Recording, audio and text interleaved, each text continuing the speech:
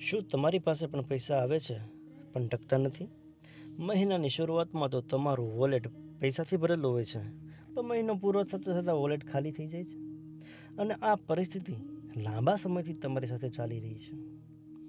તો અક્ષય તૃતીયાના દિવસે આ નાનો એવો ટૂચકો જરૂરથી કરવો.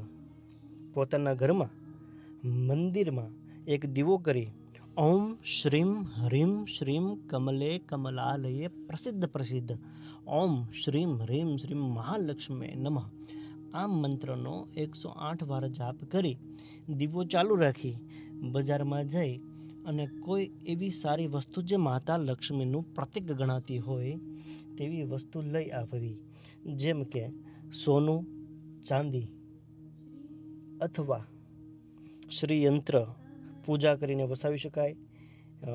સાવરણી પણ લાવી શકો. સાવરણીમાં લક્ષ્મીનું સાક્ષાત સ્વરૂપ છે. કમલ કાકડીની માળા પણ લાવી શકો છો. પણ સાવધાની એટલી વર્તવાની છે કે જ્યારે તમે કોઈ બી વસ્તુ લેવા જાઓ ત્યારે 108 વાર મંત્રનો જાપ કરી દીવો ચાલુ રાખી અખંડ દીવો રાખીને માર્કેટમાં જવાનું છે અને વસ્તુ લઈ આવી અને ઘરમાં પાછી મૂકી, એટલે કે મંદિરમાં માતાજીના ચરણોમાં અર્પણ કરો. પછી દીવો બુજાઈ જાય તો વાંધો નથી, પણ ત્યાં સુધી તો ચાલુ રાખવાનો છે. જય